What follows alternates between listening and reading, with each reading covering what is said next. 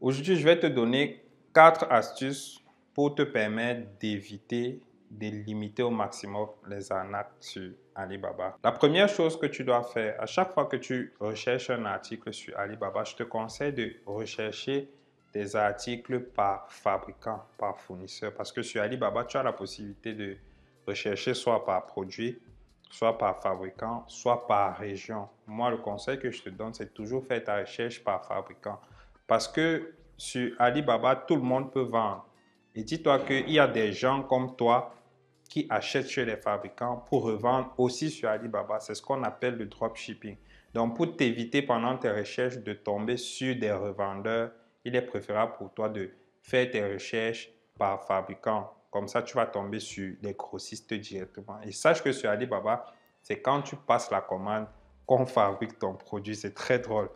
La deuxième chose que tu dois faire, c'est traiter avec les fournisseurs qui sont vérifiés, qui ont la mention Verify, la mention bleue que tu vas voir au bas du nom de l'entreprise. C'est très important parce que tout le monde peut ouvrir une boutique sur Alibaba. Une fois que tu ouvres ta boutique sur Alibaba, Alibaba, qu'est-ce qu'il fait? Il envoie une équipe sur le terrain physique pour vérifier si est-ce que les informations que tu as entrées sur leur plateforme est exact. Ceci, c'est aussi pour limiter le taux d'arnaque sur leur plateforme. Une fois qu'ils ont vérifié et que tout est correct, ils vont te donner la mention Verify. Ça veut dire, eux, ils savent où trouver le fabricant. Donc, si demain tu as un problème et que tu alertes Alibaba, eux, ils pourront arriver jusqu'au fabricant. La troisième chose que tu dois faire, c'est toujours traiter avec les fabricants qui ont la mention Trade Assurance. Trade Assurance, c'est un peu comme assurance de transaction. Ça veut dire que tous les paiements que tu vas effectuer sont sécurisés. Je prends un exemple banal. Tu contactes un fournisseur, il te dit,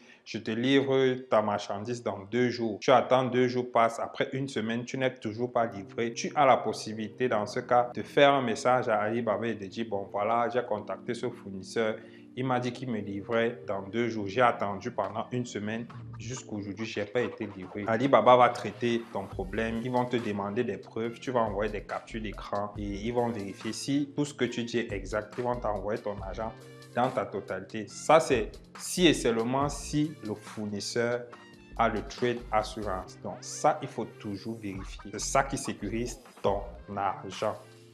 Très important. La quatrième chose que tu dois faire, c'est regarder son nombre d'années sur la plateforme. C'est un peu comme quand tu pars chercher le travail, on te demande ton CV, tu as combien d'années d'expérience. C'est la même chose pour savoir si est-ce que le métier que tu l'exerces depuis. Quelqu'un qui pratique un métier depuis 10 ans a de l'expérience par rapport à celui qui pratique ce métier, ça fait 1 an. Donc, il y a des choses que tu comprends que forcément celui qui vient d'entrer ne peut pas comprendre. Moi, mon conseil, c'est de traiter avec les fournisseurs qui ont déjà 3 ans et plus. Et ça veut dire qu'il comprend le besoin du client. Voilà un peu ce que je voulais partager avec toi aujourd'hui. Si cette vidéo t'a intéressé, si elle t'a apporté un plus, partage-la avec d'autres personnes qui certainement sont dans le besoin. S'il y a un sujet dont tu aimerais qu'on en parle concernant le e-commerce ou alors Alibaba plus précisément, fais-le moi savoir en commentaire. Je me ferai un plaisir de partager avec toi mon expérience sur cette plateforme et sur d'autres plateformes d'e-commerce. Sur ce,